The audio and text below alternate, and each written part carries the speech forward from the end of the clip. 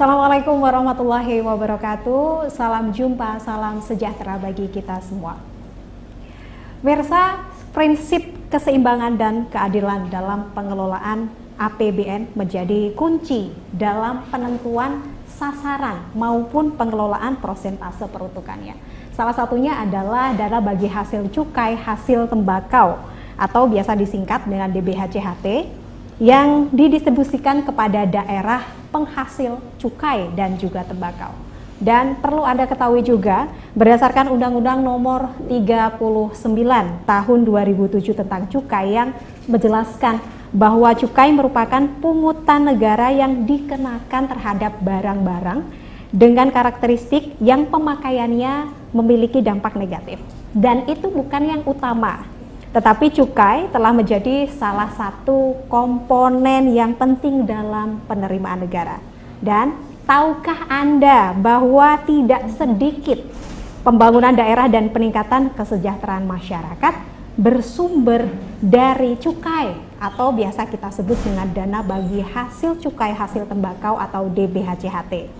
Dan apa sebenarnya DBHCHT itu sendiri? Kita akan banyak mengungkap bagaimanakah fenomena saat ini yang terjadi dan apa saja pemanfaatannya dan juga untuk pembangunan daerah seperti apa. Tapi sedikit saya mengutip bahwa DBHCHT merupakan penerimaan negara dari sektor cukai hasil tembakau yang dibagikan kepada pemerintah daerah yang komposisinya sesuai peraturan perundang-undangan dan menurut Peraturan Menteri Keuangan Nomor 215 PMK 07/2021 yang dijabarkan bahwa DBHCHT dimanfaatkan untuk beberapa sektor bertujuan untuk peningkatan pembangunan dan kesejahteraan masyarakat. Gimana? Menarik ya?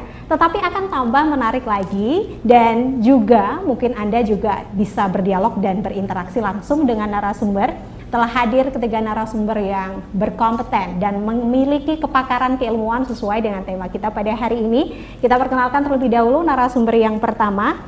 Beliau adalah Kepala Biro Infrastruktur dan Sumber Daya Alam Sekretariat Daerah Provinsi Jawa Tengah, Ibu Eni Lestari, Sarjana Teknik, Magister Teknik. Bagaimana kabarnya Ibu Eni? Alhamdulillah, baik. Ini tadi lumayan, maaf perjalanannya kredit agak telat. Masya Allah, tapi meskipun perjalanan jauh ya dari Semarang ke Magelang, tapi masih fresh. Dari Dieng tadi. Oh, dari Hari Bumi ya. Oh, hari ini baik. kan Hari Bumi ya. Iya, betul. Selamat Hari Bumi. Dan saya juga mengucapkan masih ada hawa-hawa Kartini ya, Bu Eni. Betul. Selamat Hari Kartini dan saya merasa bangga sekali dua di antara perempuan dan juga narasumber ini jadi paling tidak imbang ya Bu Eni ya. Ya. Jadi perempuan punya peran penting gitu, Masya Allah ya. Baik, narasumber yang kedua dari Bea Cukai telah hadir Bapak Siswanto. Beliau adalah pejabat fungsional Bea Cukai ahli pertama Kantor Pengawasan dan Pelayanan Bea dan Cukai atau KPPBJ tipe Madya Pabean C Magelang. Bagaimana kabarnya Pak Siswanto? Alhamdulillah baik Mbak Putri. Mungkin ini kedua atau ketiga kalinya. Semoga ingat untuk seterusnya ya Pak ya. Baik, nanti kita ngobrol lagi. Dan selanjutnya one and only mungkin ada mahasiswanya di sini. Beliau adalah dosen di Fakultas Ekonomi Universitas Tidar Magelang. Kita sambut Bapak Jalu Aji Prakosor, Sarjana Ekonomi, Master in Economic and Development. Gimana kabarnya Pak Jalu hari ini? Alhamdulillah, baik Mbak Putri. Alhamdulillah, baik. Kita akan mengobrol dan tentu banyak pertanyaan-pertanyaan yang masih ada di benak Anda yang berada di rumah atau audiens yang ada di studio saat ini. Ketika saya sudah menyapa narasumber, kayaknya tak lengkap saya ingin menyapa audiens atau pemirsa yang saat ini telah hadir di lokasi dialog. Boleh saya berikan tepuk tangan? Baik, terima kasih telah hadir dan saya juga ingin mengingatkan bahwa nanti akan ada segmen ketiga dan juga keempat yang ada kita akan memanggil salah satu di antara audiens yang beruntung untuk menanyakan langsung ke narasumber. Baik, pemirsa, dengan tema kita pada hari ini yaitu kita akan membahas peran dana bagi hasil cukai hasil tembakau terhadap pembangunan daerah. Bersama saya Putri Rahmadani, pemirsa inilah special talk show bersama Disperindak Jateng. Baik, Bu Eni sehat ya? Alhamdulillah hari ini, Masya Allah gitu. Kita saat ini membahas tentang sesuatu yang mungkin sering sekali dibicarakan juga, sering sekali juga hangat. Tapi kalau boleh tahu, akhir-akhir ini apa sih Bu yang menjadi kesibukan Bu Eni dan juga mungkin ada kaitannya dengan topik kita hari ini? Ya, baik Mbak Putri. Jadi kesibukan kita di Biro Infrastruktur dan Sumber Daya Alam Seda Provinsi Jawa Tengah ini memang salah satunya ini memang menjadi sekretariat untuk pengelolaan dana bagi hasil cukai tembakau. Di samping itu ada 9 sektor Mbak yang harus dikoordinasikan, difasilitasi. Ada sektor pertanian dalam arti luas, kemudian sektor lingkungan hidup kehutanan dan juga sektor ESDM, kemudian sektor infrastruktur dan juga sumber daya air. Jadi memang semua sektor salah satunya menjadi sekretariat di pengelolaan dana bagi hasil cukai tembakau di Provinsi Jawa Tengah. Nah, luar biasa. Bukan pekerjaan yang mudah, cukup kompleks dan juga banyak ya Bu ya. Betul Mbak Putri. Baik. Kalau dengan tema kita hari ini, tadi saya sedikit berbicara apa sih sebenarnya cukai, dan juga mungkin ini kalau saya yang menjelaskan sepertinya audiens dan juga pemirsa ini tambah bingung gitu, tambah pusing, tapi semoga tidak ya. Kita akan bertanya kepada Pak Siswanto, dan ini sepertinya menjadi momen penting juga ya Pak Siswanto menurut saya, karena banyak orang di luar sana, baik itu entah produsennya atau konsumennya atau mungkin orang-orang yang memiliki kepentingan di sana, sering mengkritisi tetapi sejatinya belum begitu paham. Nah, ini kita coba untuk menjelaskan ya, apa sebenarnya cukai dan apa saja mungkin untuk pemanfaatannya dan apa yang perlu diketahui. Nah, ini apa yang perlu diketahui oleh masyarakat secara luas. Silahkan Pak Siswanto. Baik Mbak Putri, cukai. Jadi masyarakat ini perlu tahu banget ya, karena memang cukai itu merupakan salah satu penerima negara nomor 3 di Indonesia. Jadi kemarin tahun 2023 menduduki 8,6% dari penerimaan negara kita ya, kita 2023. Sehingga masyarakat harus tahu dong ya kan, cukai itu apa gitu. Nah, cukai sebenarnya itu pungutan negara, sama dengan pajak sebenarnya, bersama dengan pajak. Bedanya adalah kalau cukai itu sifatnya lebih spesialis, lebih khusus dalam artian di sini yang merupakan pungutan negara yang dikenakan hanya terhadap barang-barang tertentu yang mempunyai sifat dan karakteristik tertentu. Jadi nggak semua barang itu terkena cukai. Nah, sifat dan karakteristiknya ini berdasarkan Undang-Undang Nomor 39 tahun 2007 tentang perubahan dari Undang-Undang Nomor 11 tahun 1995 tentang cukai, bahwa cukai itu hanya dikenakan terhadap barang-barang tertentu yang mempunyai sifat dan karakteristik tertentu, yaitu pertama, konsumsinya perlu dikendalikan. Jadi barang-barang ini filosofinya sebenarnya negara itu pengen mengendalikan konsumsinya sebenarnya, sehingga karena ada dampaknya tadi ya. Betul. Nah, karena dampaknya di sini mungkin bagi masyarakat perokok sudah paham lah ya. Kalau merokok itu pasti dibungkusnya ada gambar-gambar menakutkan ya. Benar. Ada peringatan pemerintah di situ bahwa rokok menyebabkan segala macam penyakit lah yang disebutkan, bahwa itu mau kanker ataupun di situ. Nah, tujuannya di sini negara sebenarnya ingin mengendalikan konsumsinya, makanya dikenakan cukai. Itu pertama. Yang kedua adalah peredarannya perlu diawasin. Kenapa perlu diawasin? Karena barang-barang tersebut itu sifatnya itu dia tidak boleh dikonsumsi oleh semua orang. Ya kan? Contohnya di sini ada minuman mengandung etil alkohol itu kan nggak boleh dikonsumsi anak di bawah umur gitu kan, makanya peredarannya perlu kita awasin. Kemudian yang ketiga, pemakaiannya udah jelas menimbulkan dampak negatif bagi masyarakat dan lingkungan, sehingga demi asas keadilan dan keseimbangan perlu pungutan negara yang disebut dengan cukai. Paling tidak opening saya benar ya tadi, karena asas keseimbangan dan juga keadilan, peruntukannya salah satunya cukai. Nah, kalau sudah tahu, semoga sedikit ada gambaran ya. Kita akan coba mengulik lebih dalam lagi, bagaimana sebenarnya kontribusi cukai untuk pembangunan perekonomian ataupun mungkin untuk pemulihan perekonomian di negara kita. Nanti akan disampaikan oleh Pak Jalu setelah jeda pariwara berikut ini. Pemirsa, tetaplah bersama kami dalam special talk show bersama Disperindak Jateng.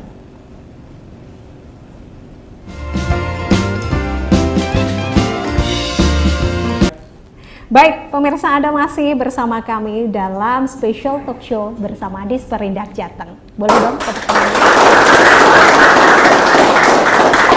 Baik, Kalau tadi kita membahas seperti apa sih sebenarnya cukai, tadi sudah cukup dijelaskan oleh Pak Siswanto, tapi kita ingin mengulik lebih dalam lagi bersama Pak Jalu. Ini sebenarnya kalau dari sisi akademisi atau mungkin dari studi-studi yang sudah ada saat ini, apa sih Pak yang disoroti dari cukai ini gitu? Bagaimanakah pemanfaatannya atau sebenarnya apa kontribusinya bagi negara kita yang tercinta ini? Silahkan Pak Jalu. Terima kasih Mbak Putri untuk pertanyaannya. Mungkin dari perspektif kami, akademisi, melihat cukai ini sebagai sebuah instrumen, ya. Instrumen dalam kebijakan fiskal, tentunya dalam hal ini berkaitan erat dengan pendapatan negara. Karena kalau kita lihat urut-urutannya, karena dana bagi hasil ini merupakan komponen terkecil atau komponen dari pendapatan negara yang dibagi hasil dengan pemerintah daerah, tentu ada unsur pemerataan pembangunan dalam hal ini, yaitu unsur pemerataan dalam rangka distribusi dari pemerintah pusat kepada pemerintah daerah, khususnya yang dapat menghasilkan produk-produk dari tembakau. Karena memang keperuntukan yang sudah disampaikan Pak Sis tadi, bahwa cukai merupakan salah satu pungutan negara dengan keperuntukan tertentu. Untuk itu, kalau kita lihat, memang pembangunan dari pemerintah pusat ke pemerintah daerah melalui cukai ini kami rasa sudah pada proporsinya, yaitu melihat cukai bagi hasil cukai bagi wilayah-wilayah yang menghasilkan produk-produk turunan dari tembakau itu sendiri. Jadi sejauh ini memang peruntukannya memang dikembalikan lagi. Betul. Untuk kesejahteraan atau untuk perlindungan masyarakat, peningkatan kesejahteraan lah ya, begitu kurang lebihnya. Baik, kalau kita sudah sedikit memahami seperti apa cukai, itu kita juga perlu memahami lebih dalam juga terkait dana bagi hasil cukai hasil tembakau. Nah ini saya juga ingin menanyakan langsung ke Bu Eni ini. Karena di luar sana ini cuma tahu jenisnya aja, kayak oh ini singkatannya tuh DBHCHT apa sih gitu sebenarnya. Terus dana bagi hasil apa yang dihasilkan gitu, apa yang dibagikan gitu. Ini masih banyak juga orang-orang yang karena irisannya kurang lebih sama dengan cukai juga ya Pak ya, karena keterikatan juga gitu ada irisannya. Seperti apa sih Bu sebenarnya? Iya, izin Mbak Putri. Jadi memang DBHCHT ini kan memang dana bagi hasil cukai tembakau. Jadi dana yang masuk tadi kemudian dibagikan atau ditransferkan ke daerah melalui APBD-nya.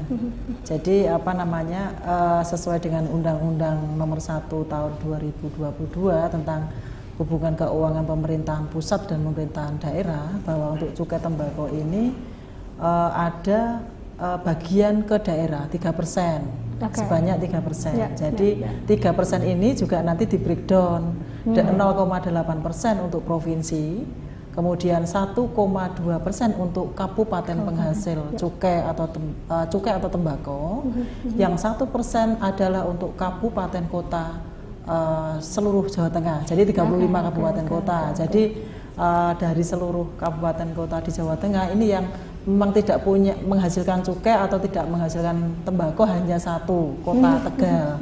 Tapi di samping itu asas pemerataan dan keadilan tadi dari 1% tadi tetap mendapatkan hasil, dan itu digunakan. Memang peruntukannya rigid sekali di PMK 215 yang Mbak Putri sampaikan tadi. Persentasenya juga jelas di sana. Untuk kesejahteraan rakyat itu 50%, kemudian untuk kesehatan, sektor kesehatan 40%, itu juga untuk peningkatan infrastruktur sarana prasarana dan juga untuk perbaikan kesehatan.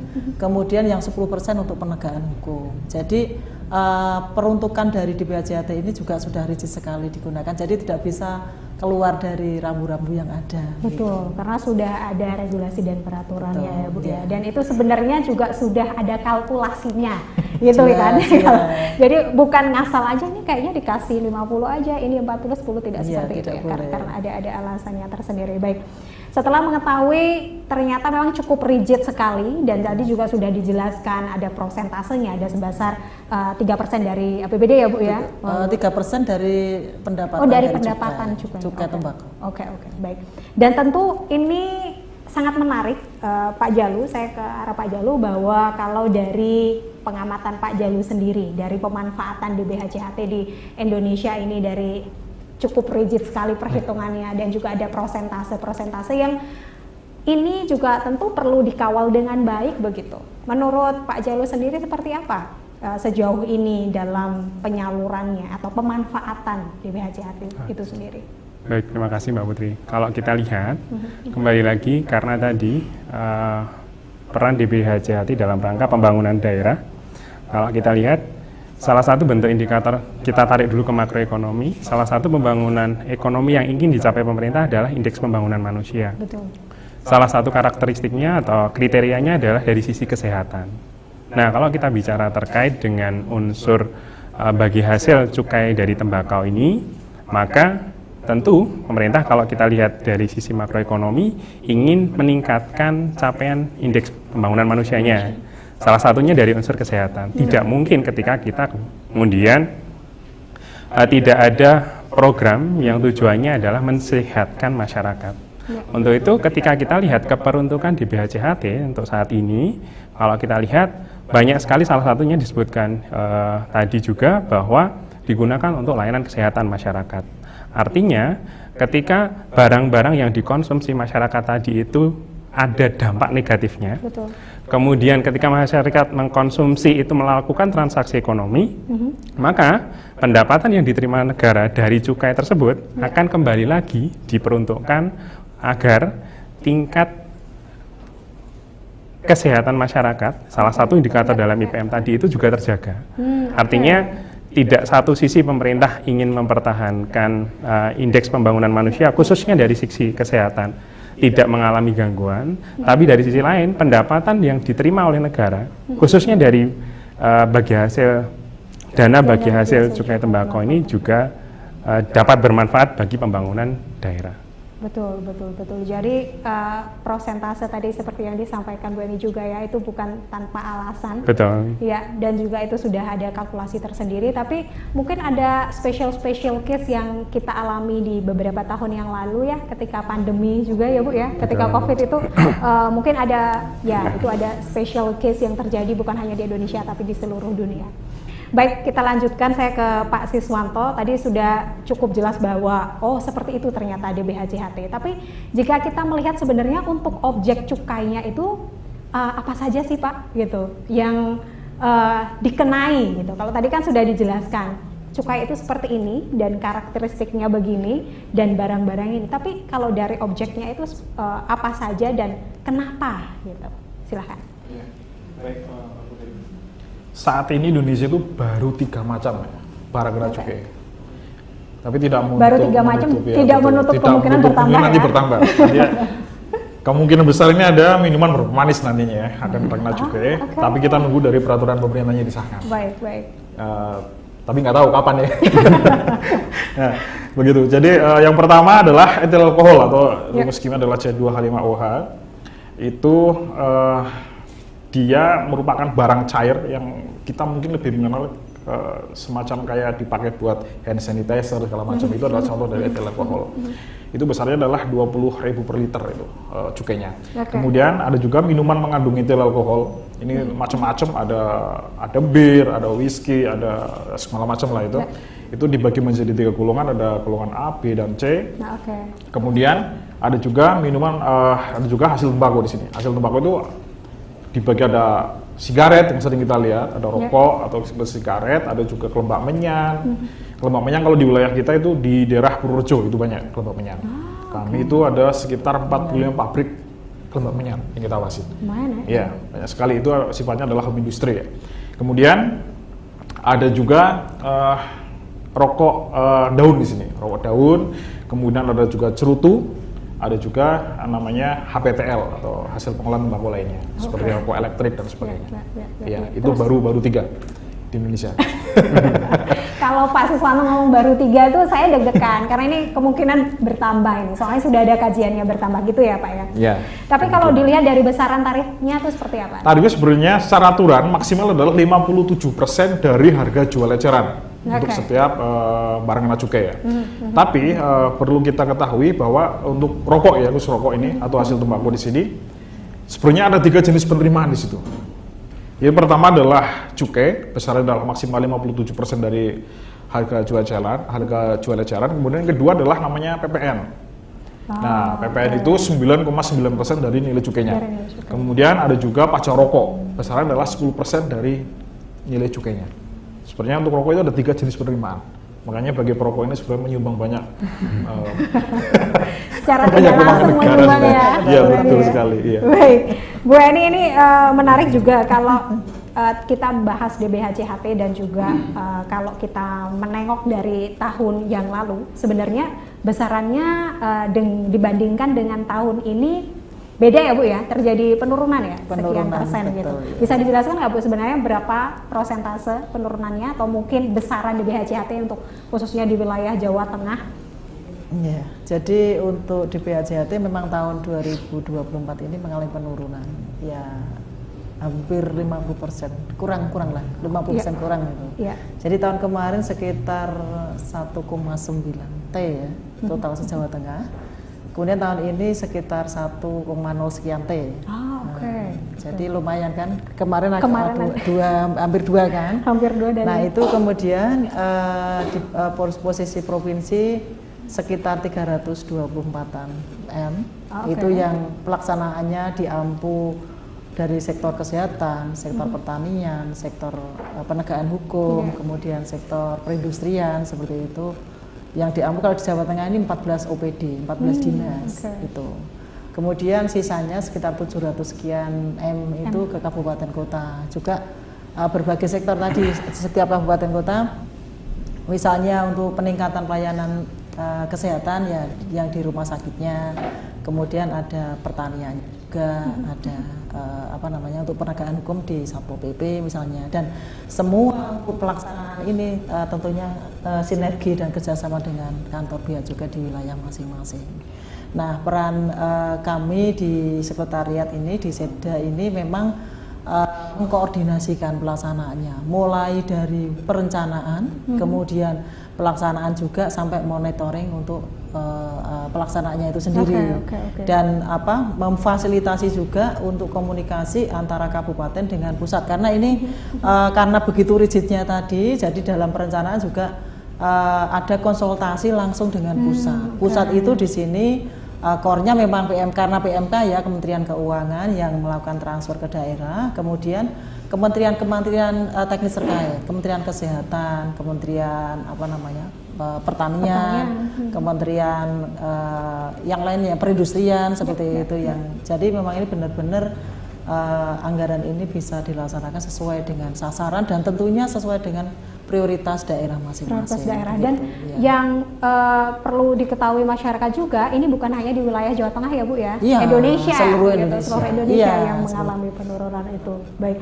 Dan masyarakat ini sebenarnya apa sih Bu yang paling penting selain tahu turun gitu? Apa sih kayak yang harus dilakukan kan?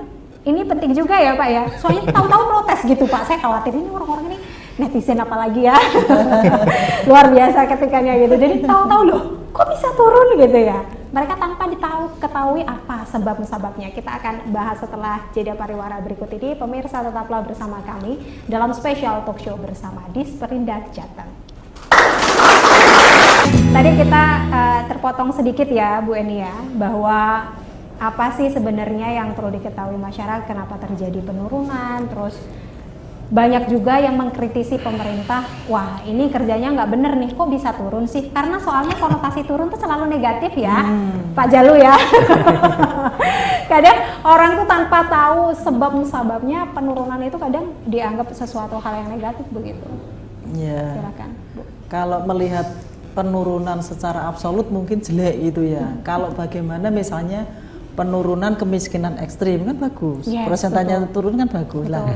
Demikian juga dengan penurunan cukai ini mungkin bisa kita lihat sebenarnya tembakau ini kan kayak kontroversi gitu ya. Artinya salah satu sisi di sisi kesehatan seperti itu kan, seperti yang Pak Sis tadi sampaikan di lahan pekerjaan, kemudian endingnya ada pendapatan kan seperti itu. Berarti pokoknya kita menurut saya ini berpikiran positif saja. Artinya begitu turun, berarti sudah berkurang rokok ilegalnya. Terus kemudian loh, malah ini tersenyum sepertinya tidak nih. Nah ini artinya kalau kita sudah berpikiran positif enak. Ada apapun yang didapatkan itu memang harus digunakan sebaik-baik semaksimal mungkin seperti itulah. Ini memang terkait penurunan ini memang benar-benar dihitung dari produksi tembakau di wilayah masing-masing beserta cukai yang kontribusi dari cukai itu sendiri. Jadi dari data bahkan 2 tahun yang lalu seperti itu yang sebagai data histori kemudian dipakai untuk menghitung seberapa besar sih apa yang bisa dibagikan ke daerah masing-masing baik provinsi maupun kabupaten. Ini besar sebenarnya berdasarkan data. Tapi kalau dari sektor kesehatan memandangnya kan alhamdulillah banget ya. Misalnya coba kita tanya dokter-dokter gitu kan, ternyata kadang dokter-dokter di rumah sakit kaget loh. Ternyata untuk peningkatan pelayanan kesehatan di sini pakainya kok rokok ya. Jadi kayak semacam mungkin agak dilematis, tapi itulah yang terjadi. Jadi efek negatif yang disebabkan oleh suatu produk tadi kemudian dikompensasi dengan peningkatan kualitas pelayanan kesehatan dan lain sebagainya. Harapan kami sih penegakan hukumnya ini memang lebih baik dengan yang tadi. Baik, gitu. karena Bu Eni udah nunjuk-nunjuk Pak Sis ya, langsung Pak Sis aja gitu. Gimana Pak Sis tanggapannya? Baik, Mbak Putri, Bu Eni. Sebenarnya produksi rokok sebenarnya tiap tahun sebenarnya menurun. Produksi rokok tiap tahun sebenarnya menurun, tetapi tarif cukai selalu dinaikkan. Bukan selalu ya. 2019 itu tarif cukai pernah nggak naik? Betul. Nah, kemudian 2020 naik sekitar 20%, 2021 naik 12,5%, 2022 naik 12,5%, 2023 naik 11%. Kemudian tahun sekarang rata-rata 11%. Ya, untuk SKM dan SPM itu 11%-an. Kemudian kalau SKT itu sekitar 4% itu kenaikan 2024 ini. Nah, di sini bisa dilihat bahwa tarif cukai naik, tetapi produksi rokok sebenarnya menurun. Nah, untuk target kita sendiri, produksi rokok sebenarnya menurun. Ya. Nah, tapi target kita selalu dinaikkan. Target kita selalu dinaikkan. Saya kunci itu. Nah, tetapi di tahun 2023 kemarin tuh baru pertama itu selama 8 tahun itu Bea Cukai tidak bisa mencapai target cukai. Nah, kemarin itu tidak tercapai 2023. Tetapi penerimaan di kami untuk cukai hasil tembakau itu masih naik karena di tahun 2022 sekitar 208 triliun, tapi di tahun 2023 kemarin 213,48 triliun. Naik sebenarnya, tapi karena targetnya dinaikkan juga, tapi ya kemarin tidak tercapai karena targetnya dinaikannya lebih tinggi ya daripada yang kita capai realisasinya. Itu seperti itu. Nah, hubungannya di sini dengan DBHC turun sebenarnya, mohon maaf Bea Cukai nggak bisa menjelaskan ya karena yang membagi dana bagi hasil cukai kan sebenarnya bukan Bea Cukai ya, itu ada direktorat lain di kami. Nah, di sini untuk rokok ilegal, ini rokok ilegal nih. Tahun 2022 rokok ilegal itu berdasarkan hasil survei teman-teman di UGM, itu peredaran rokok ilegal itu sekitar 5,5%. 2022, 2023 naik menjadi 6,8%. Nah, bayangin. Kalau penerimaan kita tahun 2023 adalah 213,48 triliun, berarti ada sekitar 14,5 triliun penerimaan negara potensinya tidak terselamatkan. Tidak terselamatkan. Nah, seperti itu. Nah, makanya karena mungkin target nggak tercapai, akhirnya DBHC turun, tapi nggak tahu juga ya sebenarnya kenapa. Kalau nggak salah sekitar 4,6 triliun ya Bu ya untuk tahun 2023 ya yang dibagi. Dan yang menarik tadi disampaikan Pak Siswanto bahwa memang benar gitu ada kenaikan tarif cukai dari tahun ke tahun. Sampai hingga saat ini ada 11%-an ya Pak ya? Iya betul. Dan itu juga tadi sudah sedikit disinggung, itu ada korelasinya dengan peningkatan jumlah peredaran rokok ilegal. Jadi ini cukup dilematis banget dong gitu. Bagaimana di satu sisi mungkin ya memang ini sangat kompleks ya Bu Eni ya. Kalau dilihat dari banyak sisi. Itu gimana tuh Pak Sis? Kalau berdasarkan hasil penindakan ya di Kanwil Bea Cukai Jateng dan DIY tahun 2023 itu ada sekitar 1,4 miliar batang hasil penindakan rokok ilegal. Dan ini sebagian besar adalah rokok polos.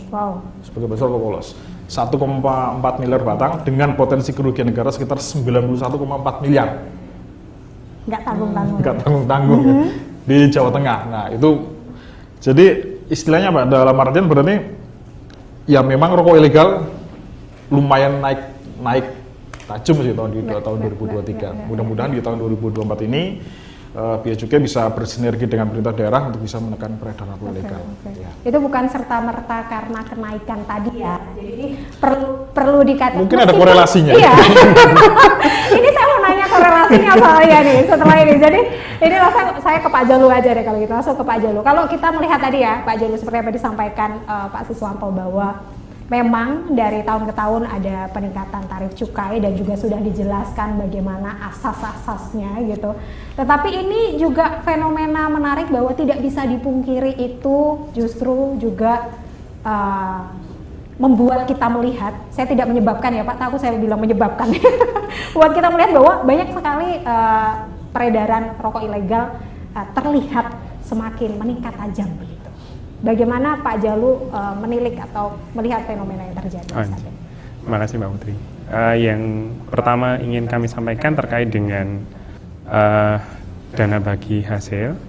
Terlebih dahulu bahwa tadi ada fenomena trade-off yang diharapkan dari sisi pendapatan. Betul. Yang diharapkan mengalami peningkatan dengan target-target yang terus dinaikkan. Tapi dari satu sisi juga seperti yang disampaikan Bu Eni tadi, ada mungkin kalau pendapatan dari cukai itu turun, mungkin perokoknya sudah semakin berkurang. Jadi artinya ada trade off dari satu sisi dengan sisi yang lainnya. Kemudian kalau kita lihat pada fenomena rokok ilegal, ya kita menggunakan prinsip price elasticity atau elastisitas harga. Di dalam ilmu ekonomi disebutkan ada 3 elastisitas itu. Ada elastisitas sempurna atau elastis, yang kedua uniter, yang ketiga inelastis atau tidak elastis. Nah, kalau kita lihat dari 3 karakter tadi terkait dengan prinsipal atau price principle, dengan adanya rokok ilegal, apakah karena harga jual rokok itu meningkat kemudian menyebabkan peredaran rokok ilegal itu semakin meningkat? Coba kita lihat kajian dari sisi riset yang mungkin pernah dilakukan di beberapa negara. Salah satu riset yang pernah dilakukan di Indonesia menyebutkan bahwa kondisi elastisitas harga rokok di Indonesia itu sebenarnya inelastis. Artinya kalau kita lihat ya mau dengan fenomena atau kondisi apapun, namanya merokok ya tetap merokok. Nah itu yang menjadi fenomena dari kondisi di masyarakat kita.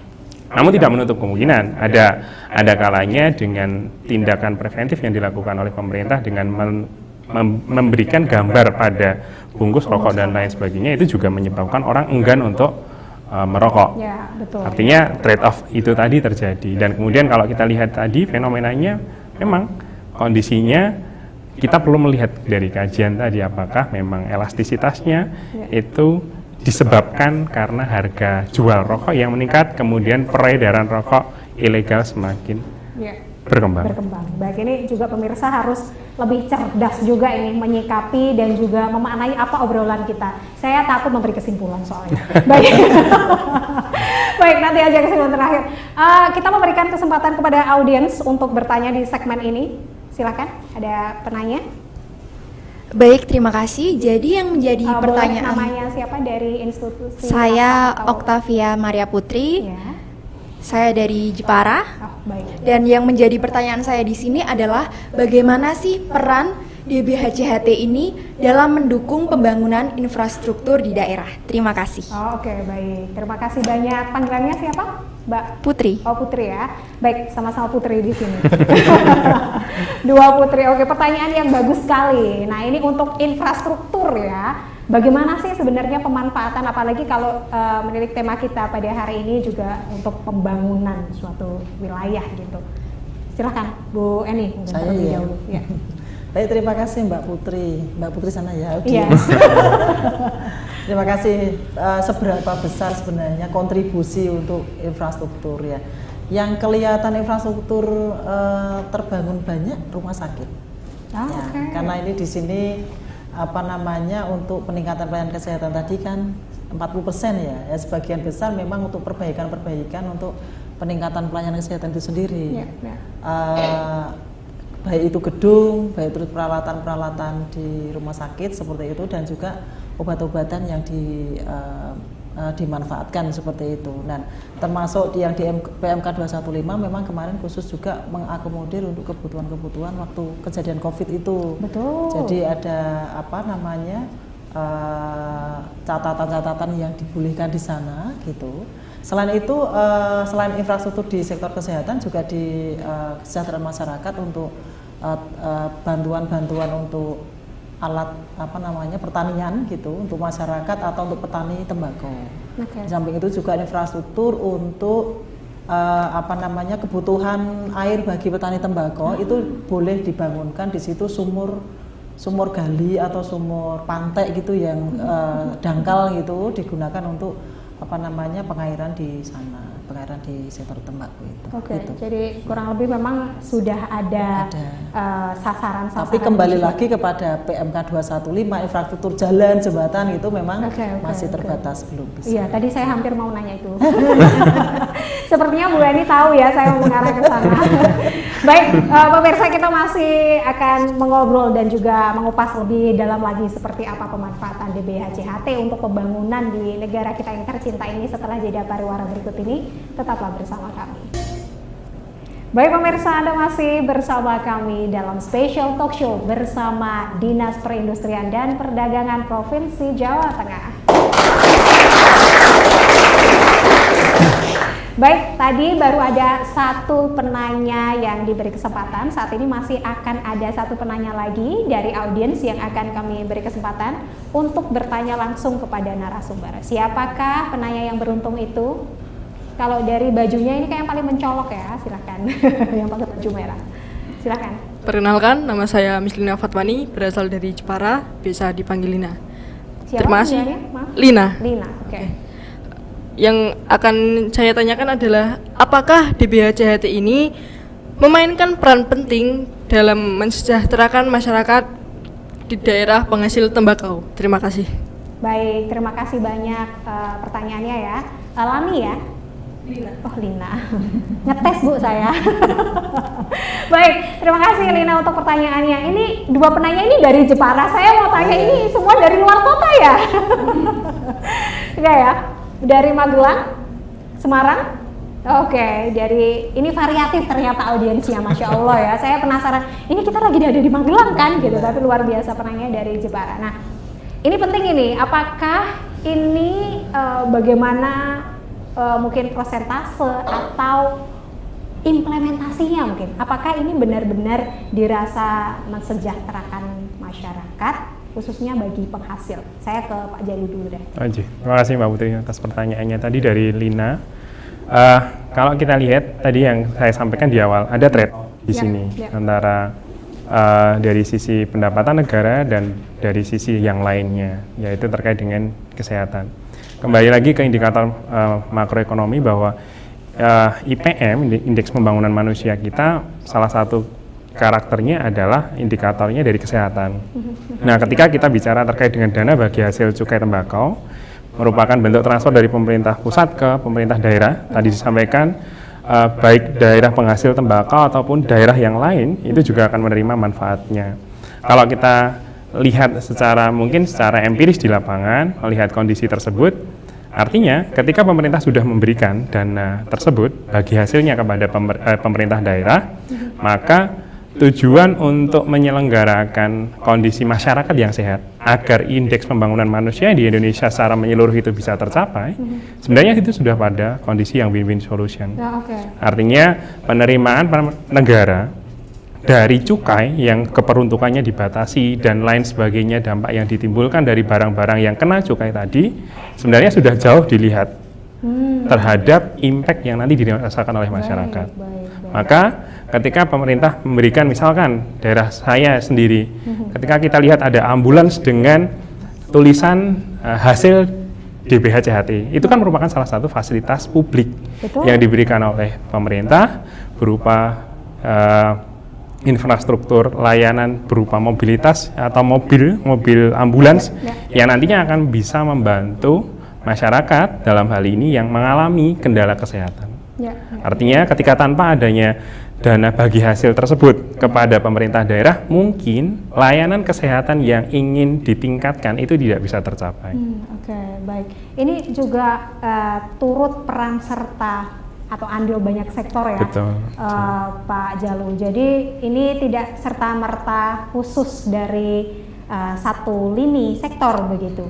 Karena ini secara implementasi maupun ini juga semua harus sama-sama mengawal gitu. Betul. Kalau keterkaitan dengan kawal mengawal, saya pengen ke Pak Siswanto. Ini bukan kenapa ya Pak ya. Yang Saya berseragam. langsung dilirik sama Pak Siswanto gitu. Pak Siswanto, kalau dari sejauh entah itu kita melihat apakah implementasinya atau kinerja dan kolaborasi yang sejauh ini telah dilakukan, bagaimana sih Pak dengan sektor-sektor lain yang berkolaborasi dengan Ditjen Bea Cukai begitu? Apalagi khususnya dalam mengawal penyaluran DBHCHT. Iya, baik. Kalau berdasarkan PPR 215 ya, tahun 2021, ada bidang yang khusus dengan bea cukai, yaitu bidang perdagangan. Di situ dibagi menjadi beberapa bagian. Pertama adalah pembentukan KIHT. Oke. Kemudian yang kedua adalah sosialisasi perkembangan bidang cukai, baik itu melalui elektronik, tatap muka secara langsung ataupun baliho segala macam. Nah, hari ini merupakan salah satu bentuk sosialisasi menggunakan media elektronik hari ini. Kemudian ada juga operasi pemberantasan. Di sini bisa melalui pengumpulan informasi, kemudian operasi bersama, operasi pemberantasan. Nah, ini sudah kita lakukan dari pertama ya, dari jadi digulirkan kepada pemerintah daerah. Nah, untuk implementasi sendiri di kami itu sudah sangat bagus dengan pemerintah daerah. Dalam hal ini kita bekerjasama dengan Satpol PP untuk operasi pemberantasan. Dan kita untuk kami sendiri, di Bandung sendiri juga kemarin belum lama itu kita melakukan operasi di jalur selatan, dan dapatnya banyak. Oke. Itu kemudian di situ juga ada pengumpulan informasi oleh teman-teman Satpol PP, kemudian disampaikan ke kami datanya, kemudian kita lakukan operasi bersama. Kemudian juga ada sosialisasi di bidang cukai, di mana pemerintah daerah memang punya ada mungkin dari perekonomian, dari perdagangan segala macam untuk mensosialisasikan ke masyarakat akan pentingnya cukai bagi negara, kemudian juga ciri-ciri dari rokok ilegal sehingga masyarakat yang tadinya nggak tahu menjadi tahu, kemudian tidak lagi mengkonsumsi rokok ilegal dan kemudian menyampaikan kepada teman saudaranya bahwa rokok ilegal itu memang pertama mengganggu atau merugikan negara di bidang penerimaan, kedua juga merugikan kondisi konsumen sendiri. Iya, karena kita tahu bahwa di rokok resmi itu ada kewajiban bahwa pengelola itu ada kewajiban untuk mencantumkan jumlah tanggal nikotin yang dikandung di rokok tersebut. Nah, ini melalui mekanisme laboratorium tentunya. Nah, kalau ilegal kan nggak mungkin ya pergi ke laboratorium dicek. Iya. Namanya juga ilegal ya Pak ya? Betul. Makanya kan sangat membahayakan kondisi konsumen sendiri. Baik. Terima kasih Pak Sis. Kita beralih ke Bu Eni. Tadi pemaparan yang cukup menarik di akhir statement Pak Sis bahwa bagaimana peredaran rokok ilegal dan juga dampak-dampak yang dirasakan oleh masyarakat dan juga kerugian-kerugiannya dan juga untuk negara tentu saja ya Bu ya. Apa sih Bu sebenarnya yang mungkin sedang dilakukan atau telah dilakukan oleh provinsi gitu, dari tingkat provinsi dalam memberantas rokok ilegal ini? Ya, yang memberantas memang intinya adalah kita sinergi, karena ini penegakan hukum. Jadi memang kalau di Pemda itu kan menjadi kewenangan Satpol PP tadi ya, Satpol PP yang punya tugas untuk penegakan hukum dan bersinergi dengan Bea Cukai dalam hal ini dan pelaksanaannya. Nah, ini memang sudah tadi banyak disinggung Pak Sis, memang mekanisme untuk pemberantasan rokok ilegal ini memang melalui berbagai cara tadi. Mungkin preventif sama tindakan gitu ya Pak. Ya, preventifnya tadi melalui sosialisasi yang dilaksanakan dengan berbagai media tadi. Kemudian untuk penindakan. Kemudian terkait dengan Lina tadi Mbak Nopo Mas ya? Dengan pertanyaan dari Mbak Lina gitu ya. Nah ini kan bagaimana pengaruhnya kepada pelaku penghasil tembakau sendiri atau petani, mungkin ya arahnya ke sana. Jadi memang DBHCHT ini sendiri juga berkontribusi untuk BLT yang bantuan langsung tunai tadi yang diberikan kepada masyarakat ya tujuannya bukan hanya untuk yang juga untuk peningkatan pengurangan kemiskinan ekstrim, terutama itu yang masuk dalam daftar DTKS atau data yang kesejahteraan sosialnya rendah itu. Dan juga digunakan untuk bantuan-bantuan yang diberikan kepada petani tembakau di situ. Jadi nyata memang adanya terkait dengan bagaimana dana ini memang untuk kesejahteraan masyarakat, dan juga untuk masyarakat di sana adanya pelatihan-pelatihan yang bisa digunakan di luar cukai, artinya mungkin bisa pelatihan membuat makanan bagi masyarakat komunitas yang penghasil tembakau. Wah, menarik sekali ya. Tak terasa ternyata kita sudah sangat di hujung menuju acara begitu. Baik, saya ingin mendapatkan satu highlight mungkin atau apa yang penting, sangat penting sekali dalam pembicaraan atau dialog kita hari ini, apa yang mungkin belum sempat tersampaikan kepada audiens atau pemirsa di rumah. Silahkan Pak Jalu. Terima kasih Mbak Putri. Mungkin dari kami, pandangan kami sebagai akademisi melihat fenomena antara cukai, kemudian kesehatan masyarakat, dan juga rokok ilegal, ini satu kesatuan yang mungkin kita harus urutkan. Seperti apa supply chains-nya. Artinya kalau kita melihat aktivitas industri tembakau, ini mengharapkan adanya permintaan dari sisi produsen terkait dengan tembakau, ini diharapkan. Apalagi dengan harga tembakau yang mengalami peningkatan karena akan berkaitan dengan kesejahteraan petani. Namun dari sisi lain, ketika kita bicara produsen tadi, produsen rokok ataupun hasil tembakau tadi, produk hasil tembakau, kita bicara terkait dengan cukai yang dihadapi. Betul. Ketika kita bicara terkait dengan penetapan cukai yang mengalami peningkatan setiap tahun, kita mungkin akan bicara terkait dengan potensi adanya munculnya rokok ilegal. Nah, di lain sisi namun ketika kita bicara terkait dengan peredaran rokok atau produk rokok yang semakin jumlahnya besar, kita dihadapkan juga dengan fenomena bahwa kesehatan masyarakat juga harus dijaga dan lain sebagainya. Nah, ini sebuah siklus yang mungkin akan lebih baik ketika kita tahu hulu, pangkal, dan hilirnya terkait dengan pengelolaan rokok. Di pemerintah mungkin sudah ada yang sifatnya kolaboratif untuk membuat masing-masing komponen ini menjadi terkendali. Oke, terima kasih Pak Jalu. Pak Siswanto, singkat saja, silakan. Ya, baik. Kami tentunya setelah kita memahami bahwa cukai itu merupakan instrumen penerima negara yang tidak bisa dianggap enteng ya, karena itu merupakan penerima negara nomor 3. Sehingga marilah kita bersama-sama, bukan kami itu mengajak masyarakat untuk merokok ya, tapi kita mari bersama-sama mengawal para perokok ya kan, para perokok agar merokok rokok yang legal, dalam artian yang memang resmi, yang memang membayar cukai kepada negara. Demikian. Terima kasih banyak Pak Sis. Silahkan Bu Eni. Kalau dari kami pemerintah daerah tentunya mengoptimalkan untuk dana transfer yang ada, nanti sesuai dengan aturan yang ada itu sesuai sasaran daripada kelompok yang harus menikmati itu tepat sasaran gitu saja, intinya seperti itu. Jadi benar-benar dana ini memang bermanfaat untuk masyarakat. Amin. Terima kasih banyak, kita berikan aplaus yang meriah untuk Ibu Eni dan juga Pak Jalu. Saya ingin mengucapkan terima kasih banyak kepada audiens yang hadir, luar biasa. Boleh tepuk tangannya kepada semua. Baik, luar biasa, hari ini kita juga berada di lokasi yang sangat nyaman. Kami mengucapkan terima kasih untuk Kompleks Makodim 0705 Magelang. Baik, pemirsa, ternyata saat ini kita tidak hanya mendengarkan, tetapi kita juga berdiskusi. Anda bertanya dan juga narasumber menjawab. Ada dua sisi arah komunikasi yang semoga memberikan banyak hal, informasi, pemahaman, ataupun meskipun belum menyeluruh, tentu saja tidak berhenti dari sini, masih banyak tantangan-tantangan ke depan. Nah, tapi paling tidak kita merampai sejumlah strategi. Saat ini kita memiliki amunisi, dan yang kita yakini adalah penyaluran dana bagi hasil cukai hasil tembakau adalah wujud keberpihakan instrumen regulasi pemerintah dalam menunaikan kepedulian dan peningkatan kesejahteraan. Siapa bilang ini perkara mudah? Tentu ini tak mudah, tapi ingat ini bukan suatu hal yang mustahil untuk dilakukan.